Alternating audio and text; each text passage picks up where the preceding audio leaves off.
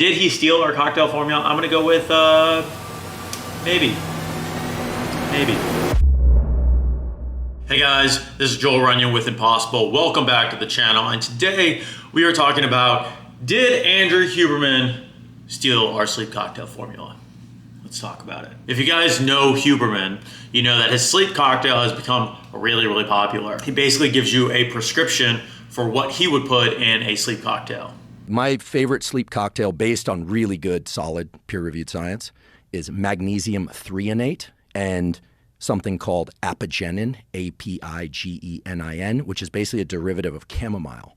Those two things work really well they essentially shut down the forebrain thinking, anticipating part of your brain, allow you to drift off into sleep really well. Oh, I need that all day then, if you could shut that down. Yeah. Well, and then theanine is also the third thing in the cocktail. In addition to that, lately he's been adding 900 milligrams of inositol to that cocktail, but that's a relatively newer addition. And I've added, every once in a while, I'll take 900 milligrams of myo-inositol. Extensive literature on inositol for improving insulin sensitivity. There's also something called D-chiro-inositol, which is important for female fertility. We can talk about that. Now, if you guys have been around for a little bit, you might notice that that formula is very similar to what is in our Impossible Sleep cocktail. So let's talk about it.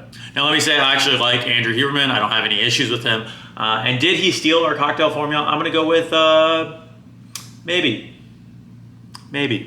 I'm just kidding. I don't think he did. The probability is we just looked at the exact same research, but I do want to walk through where our formulas do differ and why we made the decisions we did in making our Impossible Sleep cocktail, and why sometimes I think Andrew actually gets it wrong. Also, it's worth noting I am not a doctor. If you want to make medical decisions, you should talk to a doctor, but you can always read research papers on your own and make your own decisions.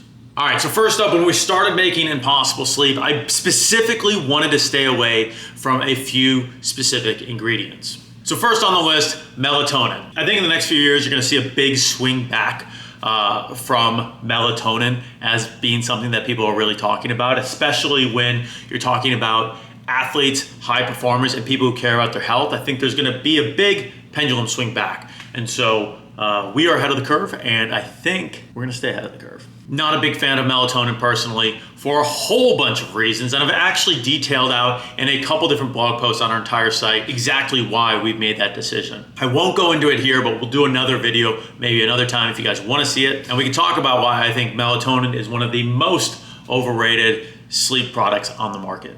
The second thing we're not going to include in our formula, no matter what, was valerian root. And this is probably because I'm too biased, but I've taken valerian root several times, and every single time I've done it, I've had crazy, weird, vivid dreams, almost nightmares.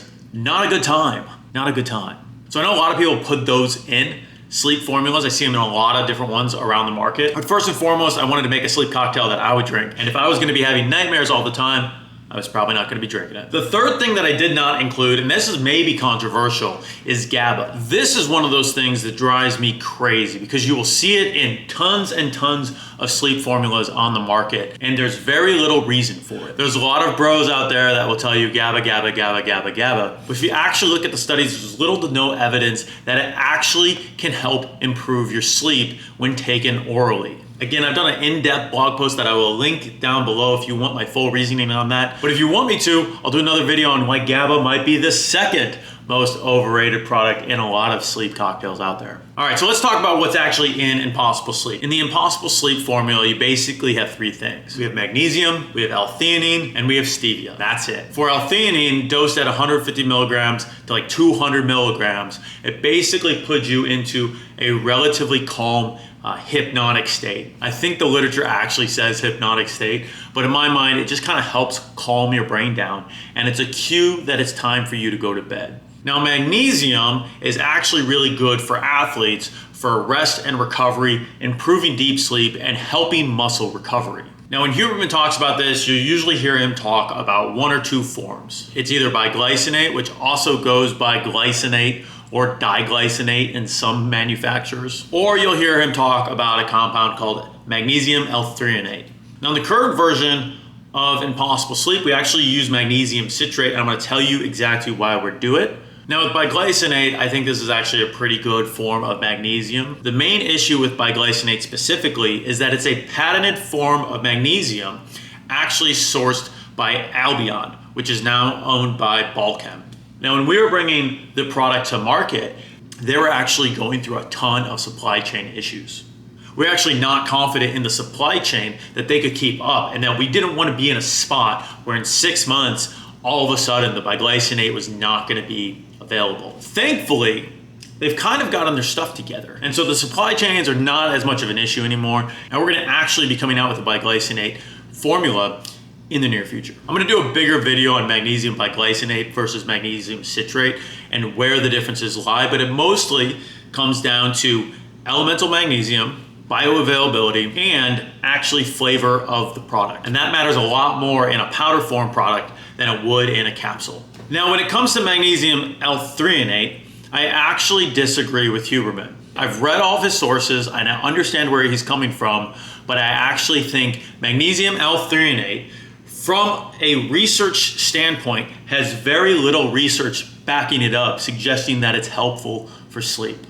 It's one of the newer forms of magnesium, and it has way less studies on it than any of the other forms of magnesium out there, especially when it comes to sleep. The amount of people that have come up to me in Austin and told me I should add magnesium L-Threonate in our sleep product is crazy. And I think it's fine. Magnesium is great. Most people are undersupplemented in magnesium. And if you're gonna take magnesium, I'm happy for you. But if you're gonna take magnesium L-Threonate, it might not be the best choice for sleep. I'll include the studies below, but magnesium L-Threonate's primary research has been around neurological disorders, Alzheimer's, and actually hair loss.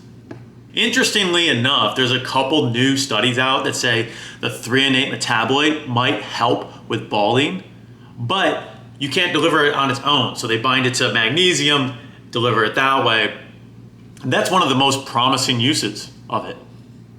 It's weird. But when it comes to magnesium L-Threonate and sleep, the large majority of this is around just the fact that it can cross the blood-brain barrier. The conjecture is that if it can cross the barrier, then it's gonna help with sleep. That's a totally fine hypothesis to make, but there's only one issue. There's no studies on it. So the research around magnesium L-Threonate specifically has been around neurological disorders, Alzheimer's, and anxiety. There's not a lot about sleep. Now, the research done on magnesium and sleep are typically associated to citrate and biglycinate. That's not to say magnesium L-Threonate can't help with sleep, but there literally aren't any studies on it. If I'm missing any studies on this, please let me know. But I've been asked about this more times than I can count, and I've scoured Andrew's sites, and even his sites don't cite, interesting, see what I did there? Even his sites don't cite any actual studies for magnesium L-Threonate and sleep. The supplement company he's associated with will talk up magnesium L-Threonate. They will reference the studies on neurological disorders and Alzheimer's, but when it comes to sleep, they're referencing the studies on biglycinate and citrate. If I'm missing anything, let me know, but I can't believe nobody's actually taking the time to read any of these studies. That said, magnesium in general is good, so whatever form you can take it, I would recommend it. Most magnesium's good magnesium, except for magnesium oxide. That stuff's trash. Don't do that. There's also, from a drink mix perspective, a reason why I didn't include L-Threonate. From an elemental standpoint, magnesium citrate is roughly 17% magnesium by volume. Magnesium biglycinate is really close to that. It's somewhere between 14 and 18%, depending on where you're sourcing it from. Magnesium L-Threonate, on the other hand, is only 7.5% magnesium by volume. That means in order to get the same amount of magnesium that you would from something like biglycinate, you'd have to take double the amount of L-Threonate just to get the same amount of elemental magnesium in your bloodstream. If you actually look at the product that Huberman is selling on their supplement site, you're actually getting 2 grams of magnesium L-Threonate to only get 145 milligrams of magnesium. You're taking more of the compound and you're getting less actual magnesium. So there's way less magnesium in magnesium L-Threonate than there would be in other forms of magnesium. And so basically, if you have a powder, you're gonna have to double the amount of powder that you're gonna put into a scoop to get the same amount of elemental magnesium that you would with something like biglycinate. And typically you're gonna see less powder is gonna dissolve a lot nicer than if you have twice as much powder in the same scoop. All right, so the other thing in Huberman's formula that we did not include was apigenin, and there is a specific reason for this. The first one is that this compound, unlike the others, does seem to have some interactions with other medications, particularly benzodiazepines and other medications that can interfere with the GABA production and GABA receptors in your brain. Magnesium and L-theanine don't really have that baggage. So if you're making a sleep cocktail that's pre-mixed, what we wanted to do was be able to create an effective sleep cocktail that didn't have those issues. Also, if you look at what they're designed to do, apigenin and L-theanine perform similar functions. And so I didn't think we needed to double up the effect of what we are already getting with L-theanine when we first started. The second reason we didn't include it is because traditionally apigenin has been used as a prostate medication. So if you bring this up outside of Huberman circles, men typically give you a second glance and women will get like raise an eyebrow when it comes to this. So instead of having to worry about the medication interactions and explaining that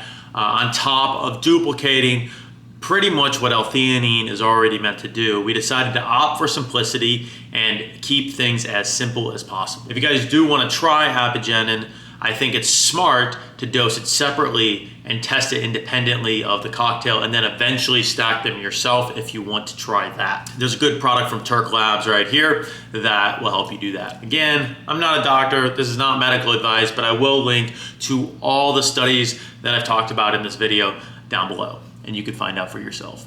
All right, so did Andrew Huberman steal our sleep cocktail formula? Did he? I'm gonna go with maybe. Maybe. In all seriousness, I think we basically came down to the same research papers and dug into the same things. I do think magnesium L-threonate needs way more research before we just start saying that it's helping with sleep across the board. But otherwise, I think we landed on a lot of the same compounds for a lot of the same reasons. Again, this sleep stack is designed for improved sleep and sleep performance. If you're looking for a knockout pill or an alternative to something like Ambien, it's not really designed for that. It's designed to help you calm down your mind at night, turn off the lights, so to speak, and then stay in deep sleep throughout the night. So you wake up the next day better recovered with more energy and you're ready to go. Now, if you're looking at sleep cocktails, a lot of the ones out there will have 9 or more ingredients. And this is what I call ingredient inflation, where they just start adding things to the mix to say that they have it, but they don't have the studies to back them up, and they're not dosed in sufficient quantities to actually get the effect that you want out of the sleep stack. Anytime you get involved in the supplement space, there is a temptation to add more and more and more. You call them sleep hacks and then hope that nobody actually looks up the studies backing them. This is why I like to keep it simple. I really like this phrase from Mark Sisson. He's pretty fond of saying, live long, drop dead.